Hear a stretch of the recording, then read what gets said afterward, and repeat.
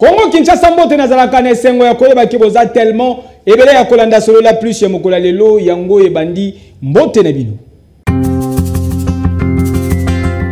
Lutte contre corruption, paix banti, valeur et secret chef de l'État, son excellence Félix Antoine Tshisekedi Tshilombo Fachi Béton a pesi 3 conteneurs yaba hyper guide na DGDA vous avez détail nelema oyo.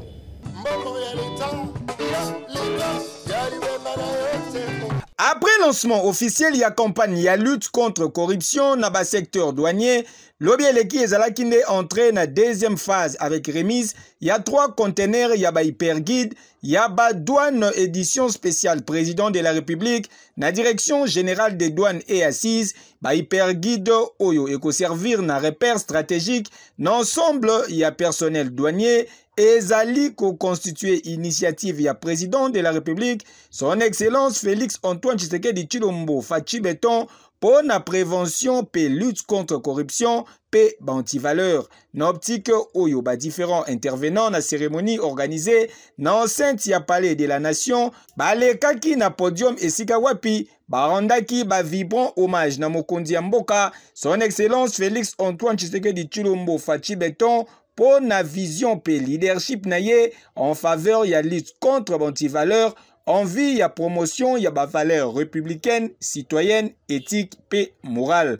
Na allocution des circonstances naye, directeur de cabinet, le chef de l'État a souligné qui importance de la hyperguide Oyo et Zali boussole pour na bajonyon soya douane, invité ya ko s'abstenir pour na ko pousser ba acte contraire na ba valeur éthique pour privilégier transparence. Cette campagne, aujourd'hui que je lance au nom du président de la République, chef de l'État et commandant suprême, est un appel au changement de mentalité. Une invitation à l'armement moral du douanier afin de l'encourager à être davantage un agent du changement dans son secteur et de mobilisation accrue de recettes publiques pour le bien commun. Il est possible que nous changeons l'histoire de notre pays, que l'on puisse dire dans notre pays, nous avons aujourd'hui des structures qui luttent contre ces antivaleurs. Il faut que cette question de lutte contre les antivaleurs soit dans la bouche de chacun de nous afin que le narratif puisse changer. Après discours des circonstances, directeur, il y a cabinet, il y a chef de l'État, à cela qui remise officielle, il y a hyperguide, na directeur général, il y a DGDA. Monsieur le directeur général, nous vous remettons cet hyperguide, comme je l'ai dit tout à l'heure. Je pense que vous avez une lourde charge. À partir d'aujourd'hui, vous ne pouvez plus prétendre ne pas savoir qu'il y a des règles d'éthique, mais aussi les agents de douane, à partir de maintenant, on va leur dire, vous n'allez plus dire que vous ne saviez pas. Na Combo et entreprise na ye DG ya DGDA azwaki engagement ya kocha nyonso en œuvre pour la sensibilisation et vulgarisation ya manuel oyo afin que chaque agent ya douane aye bayango na mutu na ye pour na kopesa na République démocratique du Congo ba moyen et action na ye boinde zalaka. Yeke yo.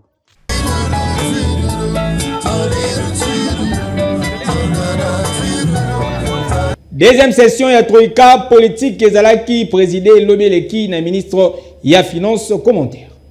Il faut rappeler que la Troïka politique, c'est le lieu de la coordination des politiques budgétaires et monétaires qui sont les éléments essentiels pour assurer la stabilité du cadre macroéconomique.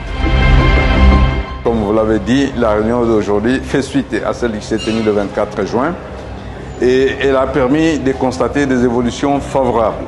Sur base des décisions qui avaient été prises à la dernière réunion, l'évaluation a permis de constater qu'il y a eu des progrès qui sont aujourd'hui tangibles sur le plan de l'inflation qui est en décélération, et sur le plan du marché d'échange qui a connu une stabilité relative.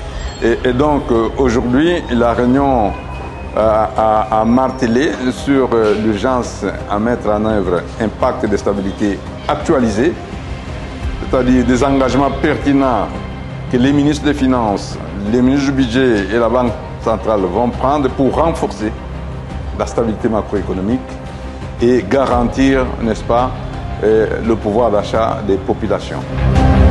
La population a besoin de voir dans un premier temps que son pouvoir d'achat soit préservé. Le pouvoir d'achat de la population ne peut être préservé que si l'inflation est maîtrisée, que si le taux d'échange est stable. C'est la stabilité qui va garantir que son pouvoir d'achat soit préservé et songer dans un premier temps, n'est-ce pas, à augmenter ses pouvoirs d'achat à travers, par exemple, pour ceux qui travaillent, des salaires plus élevés, ainsi de suite.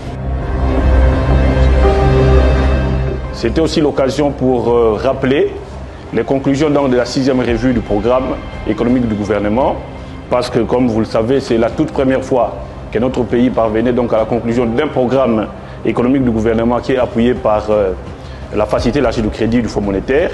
Et donc, on s'est félicité de tout ce qui a été fait. Et c'était également l'occasion pour essayer de nous tourner vers l'avenir, savoir quelles sont les actions qui vont être menées. Et là, il faut savoir que le pays donc va s'engager sur un nouveau programme, toujours avec le Fonds monétaire, qui sera cette fois-ci appuyé par une facilité spéciale qui est le RST, donc qui porte essentiellement sur la soutenabilité et la durabilité. Et donc les ressources qui vont être décaissées à ce niveau-là sont très très importantes. C'est une facilité qui porte sur 20 ans pratiquement, avec un différé de 10 ans.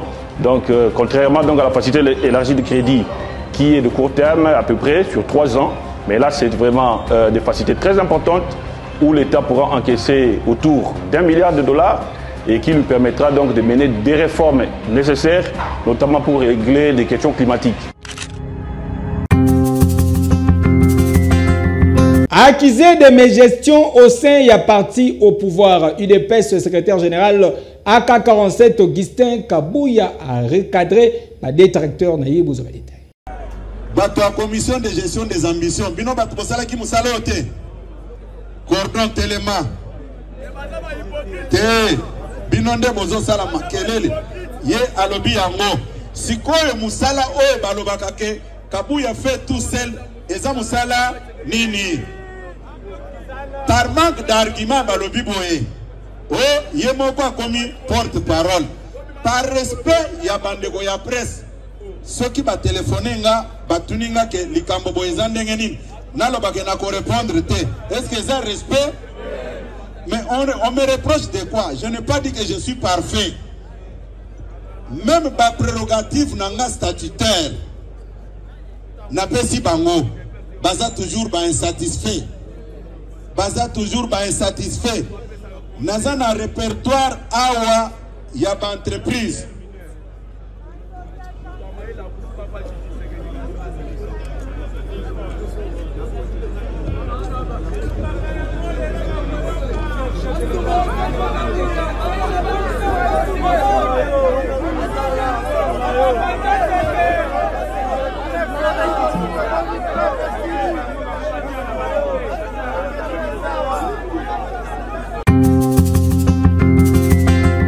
Défenseur et contribuable et Congolais, inspection générale des finances c'est-à-dire qu'on bénéficier de la confiance et Congolais.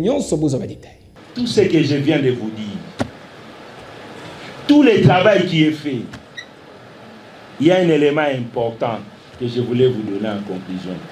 Vous ne pouvez pas déclencher une véritable lutte contre la corruption dans un pays s'il n'y a pas de volonté politique.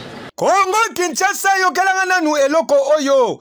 Pona nini motema mabe ya boye, pona nini motema ya bondoki boye. Lisu muse moko o inspection générale ya finance IGF, pe inspecteur général Nayango, chef de service Gilles Alingete, monsieur l'alligator basali, ezali obele po ba réclamer mbongo ya bana mboka, mbongo ya ba congolais, pour un intérêt général de la République démocratique du Congo, selon vision à Mokonzi Mboka, son excellence Félix Antoine Tshisekedi Tshilombo, Fachi Beton. campagne ya diabolisation monene ezali kosalama bapesi bambongo par-ci par-là po na kobebisa image ya IGF po na monsieur l'alligator Jules Alingete azali ko contrôler systématiquement ba dossier ya ba forage lampadaire pe salaire ya ba fonctionnaire. Kasi soki otali malamu ba détracteur et inspecteur général Jules Alingete bazali en réalité ba oyo bazali ko combattre vision ya mokonzi ya mboka son excellence Félix Antoine Tshisekedi Tshilombo na lutte contre corruption, lutte contre détournement ya ba deniers publics pe biloko nyonso ya mabe oyo esalama depuis kala na mboka na biso pe etikala impuni. Nous avons 145 604 agents et fonctionnaires de l'État qui sont dans les fichiers de la paie avec des numéros matricules fantaisistes.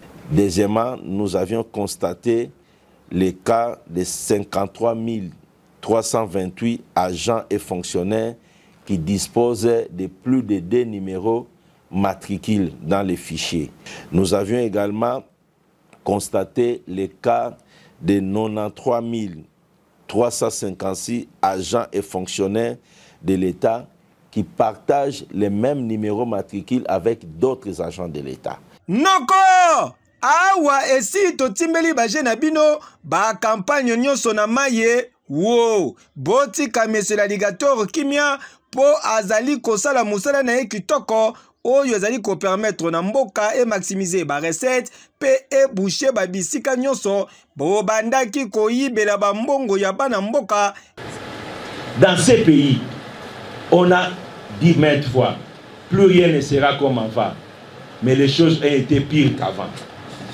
Les portes des prisons seront ouvertes. Les portes des prisons étaient ouvertes, mais pour prendre les petits peuples qui volent les pains, les beignets, l'argent dans les sacs de maman, les grands voleurs qui ont hypothéqué l'avenir de toute la nation sont restés libres. Et c'est encore eux qui prenaient les petits voleurs pour les amener dans les portes des prisons qu'on avait ouvertes.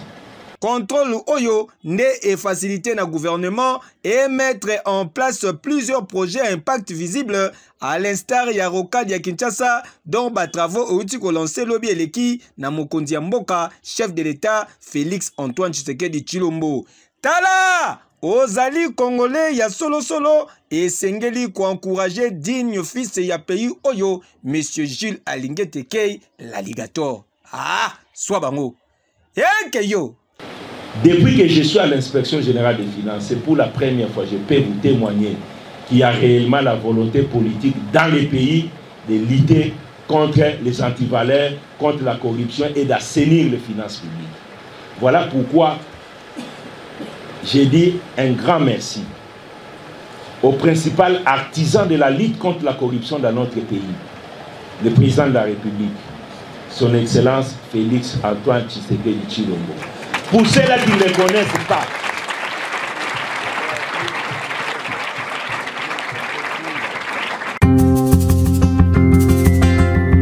na quartier 3 na commune ya Masina un espace Jinambui incendie monene isalami biloko nyonso eziki ba récupérer ata eloko moko te. Reportage.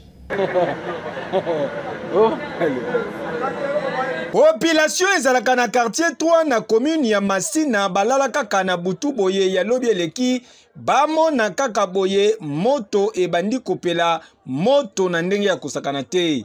Moto ezali kobima na babatiment ya terrasse Jinambui video volume 1 moto penza biloko nyonso eziki ata eloko moko ya ko récupérer na kati ezalaki te pour degré moto o ezalaki kopela moyen kutu population et intervenir ezalaki te na minute wana bino moko boyebi kaka ke soki ata babengaki police ya anti-incendie foin et pourtant maison communale ya Masina eza kaka na mopandi wana. Selon information tozu sur place eza nde courant nde eza à la base ya incendie oyo yoka lisolo. Moto bana ba desert inga le banda bali ya mfano fana. Le mama to siti moto bani na kata lishe. mais il y a aucun porte déjà aucun autrement ça les agriculteurs mais donc mais qu'on force pour que la porte soit un peu comme mode de stockage donc même Martin l'état moi la bâtiment molomba donc presque union chez eux qui doit le courant Tony courant les salariés ne voilà donc muntalala na kati te non to ba ya muntalala na kati ya chimot les motos de sanité ça courant moto esukaki kaka na babatiment ya couloir jinambuyi te po ezwaki tinda kuya ba voisin oyo ba perdre biloko nyonso esali pasi. Presque 2 heures. On est presque 2 heures. Donc, il y a une salle maman de moutoyer à la position. Bon, la moutoyer est moto. Il y a là la soupe. La zapa. Et quand il y a le monde, il y a une sabane.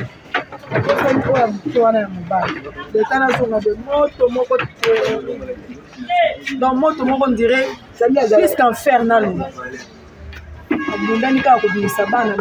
Donc, il y a pour récupérer ça. L'union, c'est ça. On parle de l'union, même nous, tout l'union, même Bilamba, quand les autres ont voulu que Bilamba, ça courant des années. Là, il y a qui n'a pas pour lui. Habité, il y a qui n'a pas moto. Juste de provenance, non, il y a des on a la nalaki. Bato ba mona kinde banda kinde ba mate ko mona ki toreza ti makasi bezana. Na nyonso oyo tosenga kaka na population ezala vigilant po esengelaka ko débrancher ba appareil électroménager nyonso avant kolala po confiance na courant ya SNEL na ba câble na ye o échangeaka ba phase pamba pamba retour ya boye eza impossible te mona loin. Ke yo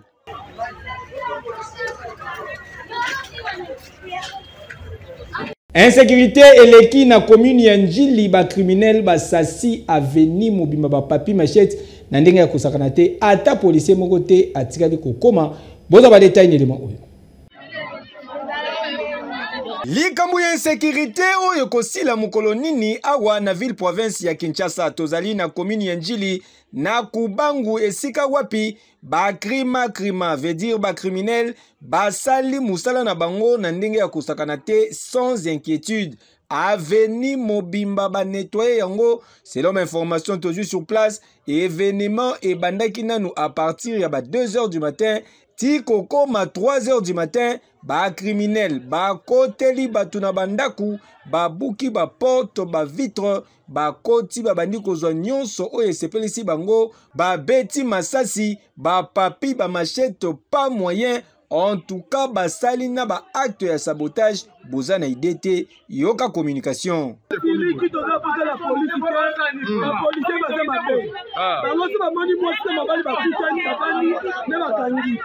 qui est le problème les criminels vont compter l'histoire depuis 2 heures, qui va longer à 3 heures. Basali événement ba buki biso ba porte nasi bomoni wana ba buki ba vitre ba nini nyonso ba sula mbongo ba téléphone ba kati ba machette ba beti ba bali ba massage ozoloka zéro contre la police ba TV ba ba mbongo ba biloko ba buki ba sali sabotage ba ventilateur ba buki ba jongo te ba buki mais ba téléphone nyonso ta mbongo kati na téléphone papa na lies ba longoli na loboko ba la ba minduki yo bendengeni ba dina minduku te mais ba beti ba bali na likolo la police polete na 2h30 na monika mouvement ya cassure la porte ba forcer jogi na fils na ngai ba forcer crochet on longwe na porte CD babuti na ndako mbongo na mbongo te mbongo ba beti nga on cheka la bali liboko après ba je singa lusimbo ya dito tozo boma yo nagi na 270 000 de prix donc avec une machette